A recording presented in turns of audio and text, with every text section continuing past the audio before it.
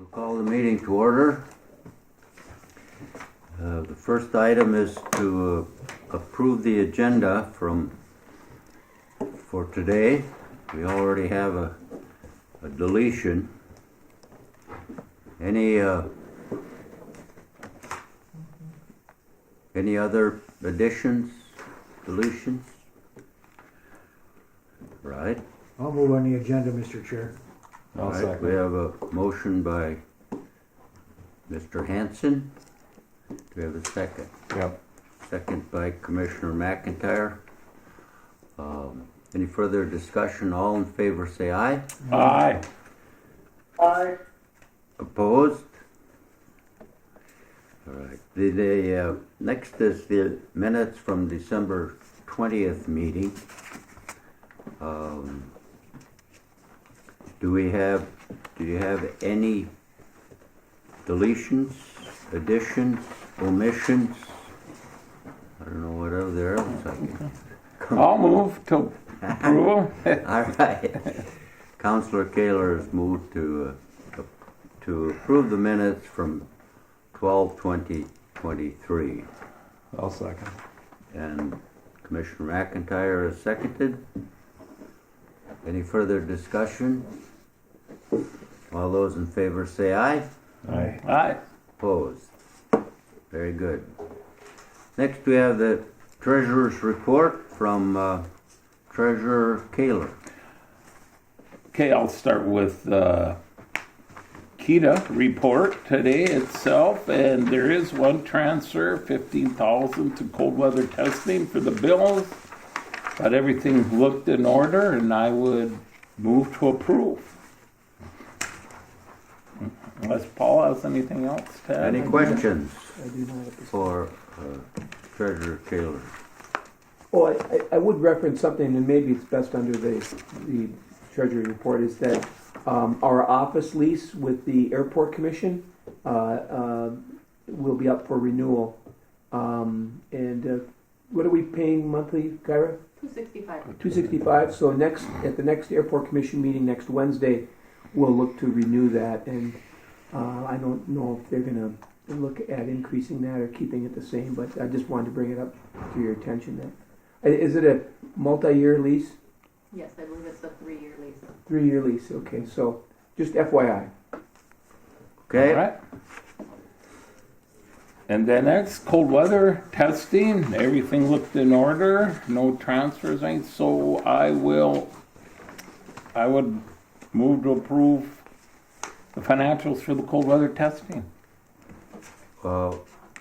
We had a motion on the first one Oh. that you moved, but we didn't have a vote. Oh. You Oh, that's wanted right, to yeah. clarify. Oh, right on. So- second. So, we have a motion, we don't need a second because it comes from a committee or a treasurer. So, any questions, any more questions? All those in favor say aye. Aye. Opposed? Very Aye. good. We will, I will do it again. will, Keda cold weather testing, everything looks in order. There is no transfers out, so I would recommend approving them, the financials. all right, and, well, I would just one note from the bills is that Jackson Electric that goes back to November. He held off on billing us, and partly due to the fact that we were again waiting for some. There was a lag time in our cash flow, so he was good enough to hold off. But that's why that number is significant. I would note too, though, with the warm weather and lack of snow, that we are actually it helps in terms of just expenses for the cold weather side. But as Treasurer Kaler mentioned, everything else is pretty much in line with our operations. yes. Paul, is there any future in internet supply like by Starlink or any of those? I mean, we're paying $1,600 a month for Yeah, facilities. and it is expensive, but it is we got direct pipe from broadband into and that's about as good as you're going to do. Okay. and for reliability and for just how much data those folks use. We're kind of, I mean, they essentially pay for it, but it is, yeah, it is. I was just curious if Yeah. it was, if you, a monthly fee from Starlink or something similar would provide the same thing. I think for our users and the amount of data that they use and reliability, I think it's a pretty, yeah. Plus we trenched in the fiber, so, yeah. Any other questions? We have a motion by Treasurer Kaler to acknowledge the report. All those in favor say aye. Aye. Opposed? Aye.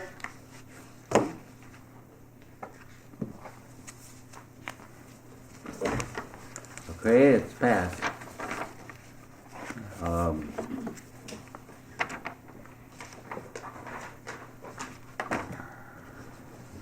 Mayor Droba, did you vote to oppose? I mean yeah, all those opposed? No, I voted for.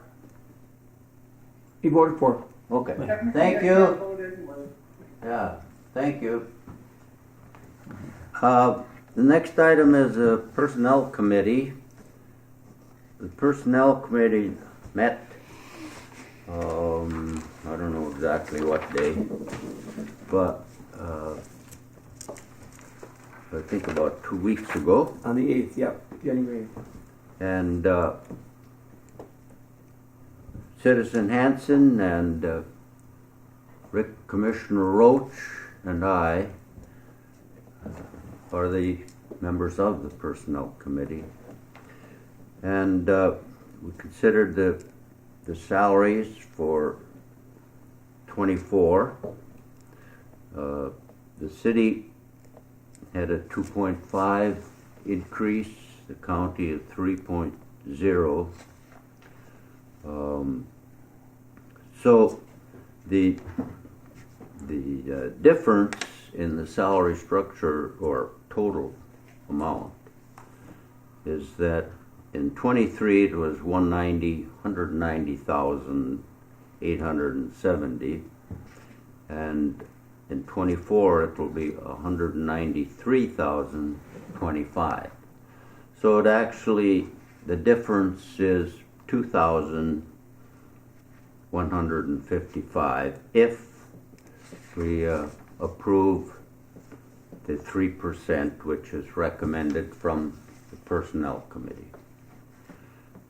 So, do we have any questions? That seems like that. Wouldn't 3% of 200 be like 6,000 or 5,000? It's No.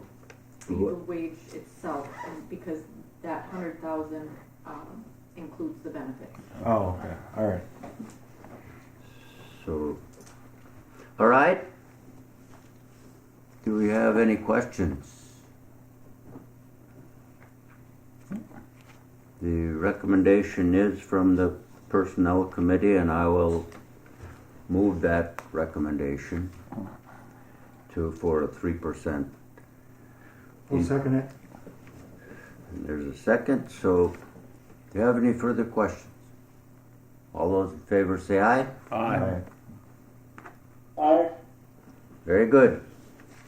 Thank you. And enjoy the 3%. Thank you. The next item is the Director's Report. Director Nevin. Thank you, Mr. Chair. A light report this month, coming out of the holidays, and but I would touch on a few items. Continue to report on the warehouse logistics project.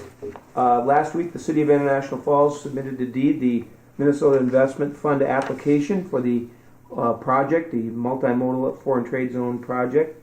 I worked with Betty Bergstrom of the city, who was very helpful in putting that together, and Felix as well had to. The business applicant had to fill out a portion of the application, and then the city had to fill out a portion. So I assisted with that, and fairly strenuous. Strenuous is the right word. a detailed application. And I note that the first time that a MIF application ever came from Koochiching County. So it's significant in that regard. And again, it's for $1 million. $690,000 of that would be a forgivable loan directly toward the construction of the project, and $310,000 would be a 2% loan from the city. The money comes from the state to the city. The city then allocates out 2% loan for pre-construction services, which is basically design, engineering, and some of the permitting that goes with that. So it's a win-win, I think, for the city if it's approved. And I've been talking to Deed, and we did have a chance, as I mentioned in the past, about visiting with the governor's office, who's pledged support for the project. So we're anticipating that we're going to be successful, but there'll be some give and take with some of the details. But anyway, we should hear fairly soon whether we're going to be successful. And any questions on that? A couple of other items. Housing. I participated earlier this month with the Koochiching County Housing Collaborative. It's a group that was formed after the housing study was conducted, and we had been meeting intermittently due in large part to Kootaska's involvement with the AB project. But now we're back meeting monthly, and the last meeting we had a real good representation from elected officials and stakeholders about the housing issue, and what steps we can take to kind of overcome some of the challenges. I would note too that the state, and I think I've referenced this in the past, has committed over $1 billion. It's the most they've ever committed to housing statewide for help with various components of housing. So each county is going to be allocated some funding, and then there will be additional funding for specific projects. And a lot of that will be infrastructure, water, sewer, roads, and the like. So there's a statewide emphasis. It's a nationwide emphasis on housing. And so I'm glad that this group is back. I would also note too that the IRRB, for the first time ever in their history, has committed $5 million into the IRRB territory, specifically allocated for housing. So a lot of the agencies are getting on board, trying to support where they can with housing in the region, because it is that big a priority for virtually every community and county in the state. The land port of entry. Yesterday I attended an open house. There was two of them, one in the morning, and city representatives were there, Pete. Good. And then there was one last night back at Rainy River, I believe, or back. Basically, it was an open house put on by the GSA and the two different architectural design firms that are working on the project. And they were there to answer questions and talk about some of the details specific. But they were still open to feedback from the community. But the project's scheduled to begin the spring of 2025 and be completed by 2028. So it's a big project in terms of the cost, in terms of how it's going to impact the area. And there's a lot of moving parts, obviously, when you're going to come in that footprint, and it's along the river there where the PCA parks their trucks, and between the Border Patrol and along the river there, that's where that corridor is going to be, the new location. They have it mapped out, but it's going to require some acquisition from PCA and moving some of the infrastructure that's affiliated with PCA, the chip line, and some of the power. There's a lot of power that goes into the mill there, and I don't know how much of that they're going to have to move, but obviously and then there's some contaminants along there, I was told yesterday. So it's a big project. It's I'm sorry, go ahead. 250 million plus or minus. Hard to believe that it's called the burner road for a reason. Hard to believe there'd be some contaminants still there. Well, the leachate line Yep. runs through there too, and I think that's one of the areas of concern. And then we have our main, for this part of town, is where all the drainage flows through the big culverts there. But they pointed that out when they sent us the plans. Yeah, that's a good point too. They made that widen that creek And they may have to move that as Yeah. well, because you're right, that's a pretty important drainage Yeah. that people don't realize through there. First Creek. First Creek. First Creek, yeah. Just a couple of other items of reference. KTI, yesterday at the county board, they approved, we've been providing, Keda is the current fiscal agent for KTI, but now that KTI is kind of formalized as a committee through the county, the county will take over the duties of fiscal agent. But I'm glad we could play that role, and KTI has really evolved into a committee that's active and doing good work. So, and then I put in your packets from the Center for Rural Policy and Development a report that they put out. There was during COVID there was a lot of anecdotal evidence that people were leaving the Twin Cities and moving to outstate because of opportunities involved with working remotely. And this report confirms that the migration pattern is real and people are moving from the Twin Cities area, the 7-county metro, to outstate. And so just, you know, it's going to be interesting to see long term if that trend continues and if people look to rural areas because of some of the factors involved in the cities. And then, you know, that goes back to some of the things that, you know, Rob couldn't be here today, but why they're so important here. Housing, if we can have affordable housing relative to the Twin Cities market, if we can have quality health care right here, those are big factors in decision making when moving. And broadband. If people can work remotely and crime and the cost of living, all those factors become real, and this report basically validates that. So I just wanted to share that with you. I don't know, you're seeing it even out in Birchdale, right? People are buying property just sight unseen, right? Out there where they were? Well, to some degree, yeah. Is it mostly hunting property? You know, I was in the hospital not too very long ago, and they have a plaques downstairs of the people who work in the X-ray radiology. And it was a very pleasant-looking young lady. Her picture was there, and I started reading her education and so forth. And at the bottom it said her dream is to build a new home in Birchdale. But the truth is we're losing. When I was a boy, from Mayor's Colony to Birchdale, there were 8 retail stores. Now there's 1. So, you know, school's closed. There's not many kids.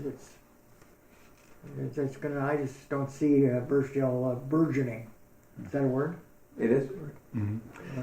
So, But that's the other thing too in terms of migration. And one of the things that we look at is not just retirees. We've been seeing that coming to the Rainy Lake area and Rainy River, but families, and that's really, you know, the thing that fixes a lot of our problems is population, and especially families that have children in the schools, and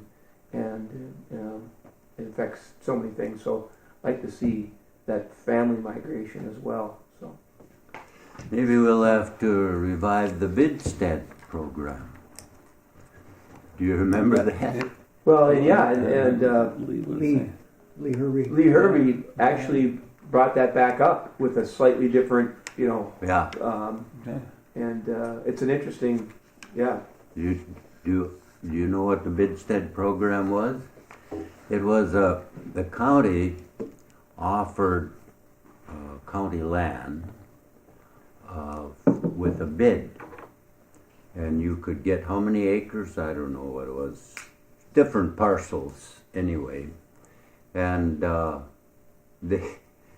then you bid with your occupation, with family members, with that they were looking for in the county, and it was a very unique. It made the Wall Street Journal, the program, because it was so unique, And it eventually, I think the deer hunters sank the program because they really objected. These were some, they said, they're hunting where they hunted. Mhm. And Okay. these people were getting it for nothing. So, Well, kind of like a county lease. huh? Kind of like a county lease, except you'd be able to buy the parcel rather than pay $300 a year to lease the Sure. 1 acre or whatever, or the. Yeah, you were given the That- property. you were If you given- built a structure and lived on it for a period of time, you were given the Yeah. A 40 or 20 acres or something. yeah, I can't remember. It was the parcel. Very You were personal. were you on the board at I, that? I wasn't. Okay. It was yeah, I don't know. It was very unique. It was unique. I went to I don't know how many different economic development conferences, or I went to Thief River Falls, went to Bemidji, and they all want to know about it, and so I put together a little program for them, or speech, and but how long? It lasted maybe what, 3-4 years. Yeah, I had neighbors who were just wonderful people, and they came. They built new homes. They got active in the community, and actually there was more of them moved down in the North Home area, and there's people that are still there. Yep. I thought it was a great program, but the county board came under a lot of pressure to end it. So, all yeah, right. and there was an article recently that there's a city in Kansas, I believe, or Oklahoma, that's actually paying people $15,000 if they'll relocate. They have to buy a home, but they'll give them $15,000 to offset the cost of moving and buying. I think it's Oklahoma. Anyway, which is interesting, but this is happening. This phenomena of rural versus urban is happening throughout the country too. People are leaving larger cities. You see growth in these mid-level cities like Fargo, Sioux Falls. Those communities are really growing because they still offer all the amenities, and yet they're small enough to, offer some of those at reasonable rates. Anyway, Rochester's Rochester. just spent or put forth billions of dollars to build new clinics and get. So I'm sure that area will have lots of folks moving down south of the cities. Yeah, and they are, 70 miles or from the Yeah. Twin Cities, something like that, Yeah. 60, 70. And that's where a lot of this is happening, Yeah. I think. Brainerd has got their Yep. fair share. Brainerd seeing it, Grand Rapids, Alexandria, they're close enough, and yet Yeah, But along with the housing issue in the state, I just read, I think it's Faribault, maybe, or one of those towns that have the only beef processing plant in the state. The company wants to, they're willing to come in and build apartments for the workers. Oh, But of course, there's pushback. So believe it or not, Jeez. there's because these people aren't from there, and so there's pushback. And it's kind of like they all but you also got to get everybody on board. Because they're busing them from like an hour away, to work there, and so they're worried. If they don't, so then the beef cattle producers are worried, because you got to have people. That, sure. everything. But just to point out, yeah, it is all over, like you say. all right. Any other comments on the director's report? Next we have the city-county, out-of-county updates. Adam? The forestry department is Nathan's still working on tax forfeited land. There was a court case that down in the cities or Hennepin County that someone took the house went back on tax forfeit, and they brought it to the Supreme Court and won So they had to make a reparation to those people that got their house taken away. And it affects a lot of tax forfeited land in Koochiching County, but they're trying to do a carve out in the Senate in the next session to make sure that our county doesn't have to pay back a whole bunch of money for things that were tax forfeited 50, 70 years ago. What a nightmare just to track. It'd be almost impossible. Yeah. And a lot of money. Yeah. I had not heard about that, but No. yes, that, Well, they went tax forfeit, and then over a period of time, the property elevated in extreme value. Yeah. And then when Hennepin County sold it, they sold it for a lot more Mhm. than what the debt would have been. Yeah. So they were sued for the balance. it's an interesting new development. Yeah. It's been going on for quite a while. And The if- rural counties in northern Minnesota that have tax forfeited land are pretty concerned. St. Louis County, it would be in the hundreds of billions to Sure. pay back, or billions of dollars to pay back if they and find all the people. Huh. You'd think that you could, when you acquire the property, the county, that there would be a sign off or something, but I think people just disappear and they, Yeah, that's what happens. Is they just quit paying and quit. Yeah. all But right. good news, the ones in the city, I don't think the bill will be that big, but that's a story for another day. But yeah, Adam's done. We're just starting the year, starting new things. As you know, and I shouldn't speak for the mayor, but as you know, he is running for the state representative seat for our area. So no matter what, there will be a shake-up on the city council next year, and I have put my name in the hat to run for mayor, so people will know that there is somebody there. And depending on that, will go either way. There will be a new mayor and a new person for that, or whatever happens with my position if I'm fortunate enough to win. But more recently, I just want to thank our city employees, all of them, the fire, the police, public works. We had about a week ago today, we had a major water breaks in town. And I mean, we're getting to the point where the towers were getting empty, put it that way. But everybody worked hard, got it together. The guys worked, once they found them, worked through the night, got everything up and running. But it took a total effort. I mean, they even had UPS drivers looking as they're delivering. And one of the big ones was out in paper makers. So, of course, it's going to be a little harder to track down. I don't know where it was or not, but they did a good job. And speaking of public works, we got enough snow for them to pile up. And I see the artists are downtown doing their sculpting. So we're in the midst of ice boxes, right, for everybody. It seems like everything's going good as part of that. The Elks had a soup for troops on Saturday that was very well attended, very happy with the people donate. There were like 21 soups donated by people, and we had 100 plus people come and support. So that went good. And Cary Park and the motels are doing what the plan was when they came to town. Places are full all weekend because we got hockey tournaments just about every weekend now, and all that little bit helps.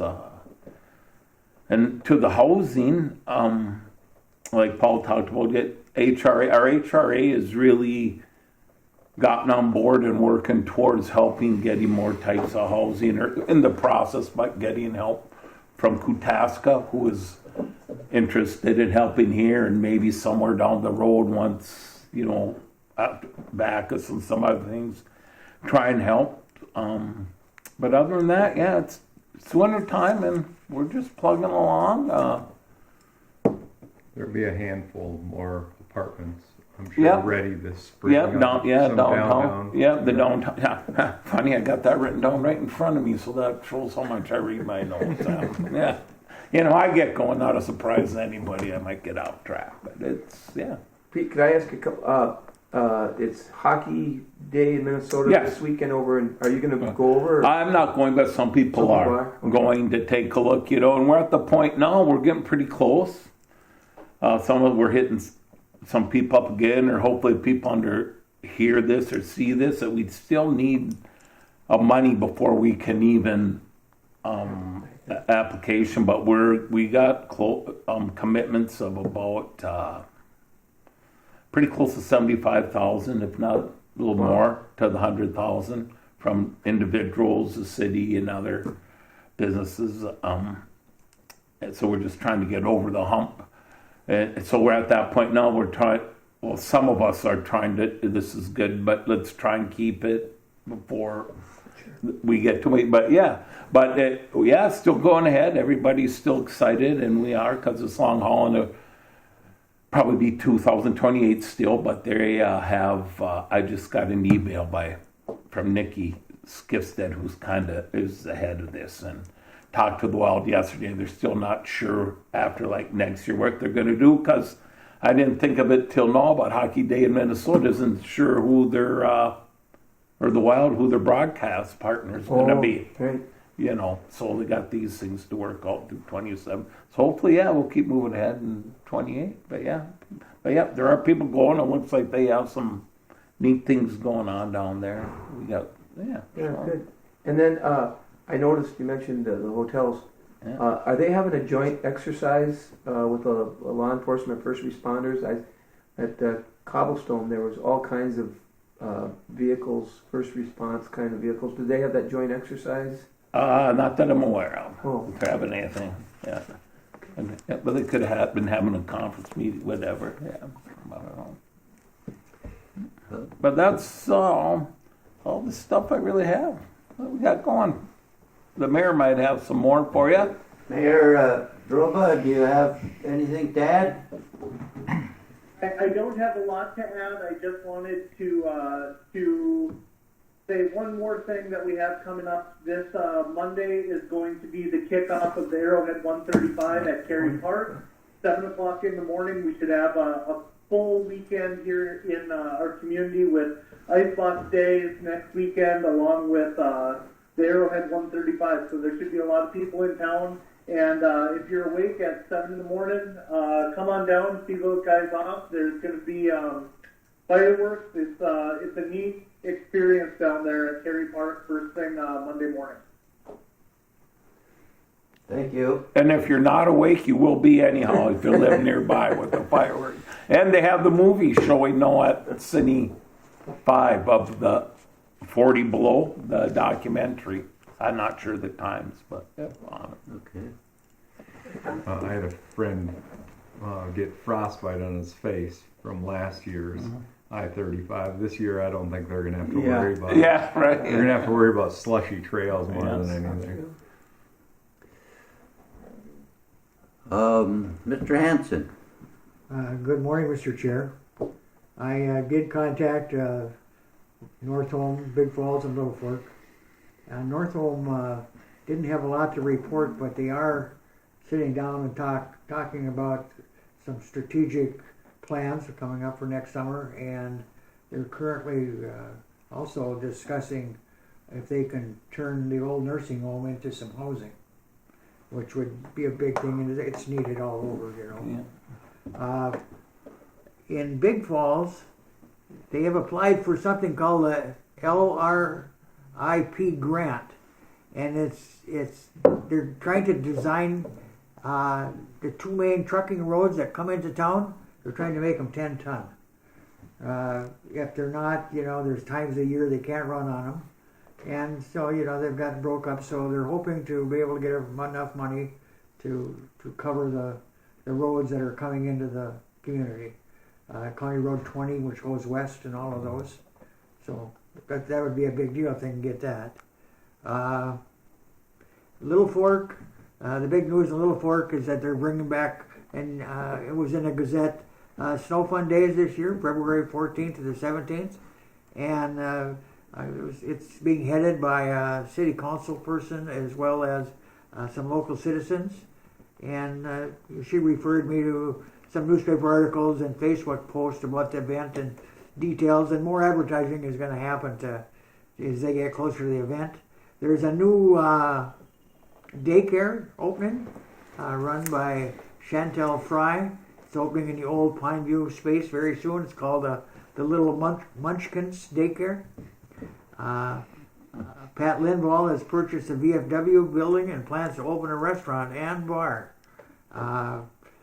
And we're going to try to fix it up so that the local VFW club can still meet in the meeting room and still kind of do the business that they do. Lofgren Park Campground is now using CampSpot. It's an online camping registration site for reservations, and it's the same one that Big Falls uses. So, Little Fork is planning for the next year and trying to make improvements best they can. I was going to ask Paul about this. I get this. I don't know if anybody else gets this Business North. I don't subscribe to it, and I've gotten it for years. You get it? But I don't get it anymore. Well, I was wondering if it's something you have to subscribe to get? Because it'd be worthwhile for our elected folks up here to see what's going on, and it isn't just Duluth. They cover Iron Range and International Falls if they can. Yeah, it's the Arrowhead. We used to subscribe and we stopped subscribing, but we still get 2 copies. Okay. So, but yeah, it's a good publication, and they featured various types of businesses. Like they'll do a spotlight on mining or a spotlight on logging, banking. They always kind of have a focus. But yeah, they've called up here and interviewed about various things. So yeah, it's a good regional publication. Yeah. So I'm just saying if a person's interested, that's something that comes out. Is it monthly? Yes. Monthly. Yep. And then Paul, I got a question about the Main Street grants in 2022, in October, November, and December. 4 of us met over and over and over and looked at applications based on money that the state legislature approved, and it had as much to do with COVID and then just where we were located on the border. And it was over $1 million, and a lot of it went into downtown International Falls, and it's never, even though it's been administrated in Duluth, have they ever given us anything to promote the idea that No. it happened? And we've asked multiple times. So has Laurel from the newspaper. And they're not going to until the program is complete. I don't know why. We've asked for a listing. It would surprise a lot of people how much investment is going on in downtown International Falls right now. It's stupendous. And, well, there's a lot of private investment going on. I think the linchpin is the money that came through the legislature. And I don't know if we have to have Senator Hochschild or Representative Scraba ask for us, but I'd like to see it promoted. I would too, and we've asked multiple times. Indeed, will not release those, and Northspan, Northland Foundation has asked as well, and they're not releasing those for whatever reason. And the people that have received funding or are ready to receive funding, we're in contact with them, but they've asked us not to publish anything. Deed wants to publish it, which is unfortunate, because I think you're right. People see this investment happening, and a lot of it, kind of what the but for, people were putting it off, but this was a real carrot to say, hey, coming on the heels of COVID and the border closure, I was going to invest, but now's not the right time. But some of these funds were the catalyst to say, well, let's go ahead, because it was a grant, and then there was additional funds for Flooding in border towns from COVID, and another pot of funds were available. And I know I think 9 local businesses have applied for that pool of funding as well. But again, it's frustrating because they won't release. And I don't know. It's a good story. And Yeah, I was gonna say, I'm not much of a marketer, but that looks like that would be a marketer's. It isn't Dream. just International Falls. Oh, right, it's all over, yeah. It could have been all over. Mhm. It really helped some of our recreational facilities on the lake Yep. Yeah. that lost all their docks or had all of that happen. They rebuilt and using private funding with a boost from the state of Minnesota based on what happened. You think if the county board wrote a letter and asked for a release? I don't, yeah, I think at this point in time, anything would be helpful, but I just don't understand the reluctance to, it was public dollars that are actually meeting a need, and it's a good story all around. Why would they want to share that? But I don't know. Yeah, what it does send the message that Right. said it, gall darn government and taxes, well, here you go, you know. Some of the old facilities, the old buildings downtown, they're getting a makeover. Oh yeah. Oh, you gotta look up. Make sure you don't get something on your head if you're wherever you're walking. If you're walking downtown, Yeah. peek in Shannon Square. Yeah. Garrett Larson has completely gutted it. I mean, gutted it down to the brick and the original structure. And it's impressive, the size of that space. And he and Kyra's dad have done most of the demo themselves. But he's using that program, and as others are downtown. And you mentioned 2 of the resorts on the lake took advantage of it, which made a huge difference. There's going to be some really first-class apartments downtown. Really nice ones. I saw the lumberyard had the forklift in the back alley lifting stuff up onto a roof this morning. I was just wondering since it's public money, I thought maybe it'd be. No, and Maybe it'd make Peter look good. Yeah, I know we can't have that. No one buy that anyhow. no, and Laurel emailed me. She said, "I don't understand. They wouldn't release it to me either." And I was like, anyway. So, Mr. Chair, that's it. The other thing we're dealing with, especially out in my way, is A&I. That's big these days. But we're pretty confident in Birchdale things are going to go fine because we've been going by with artificial intelligence. Yeah, for decades. Yeah. I just, I thought I'd let you know that.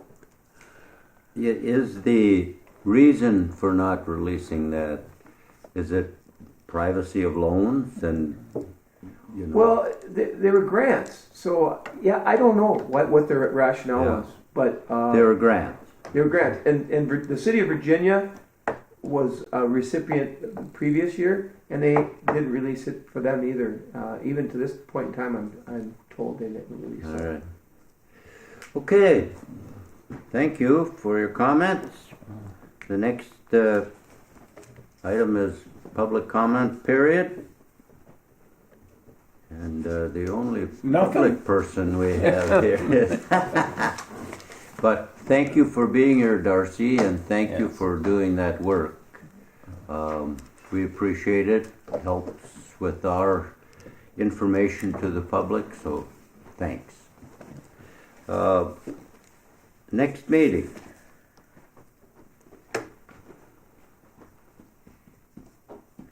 We have 21st, Wednesday? Yes, the 21st is, that's a Wednesday. How does that sound? That'll work for me. Okay. Sounds good.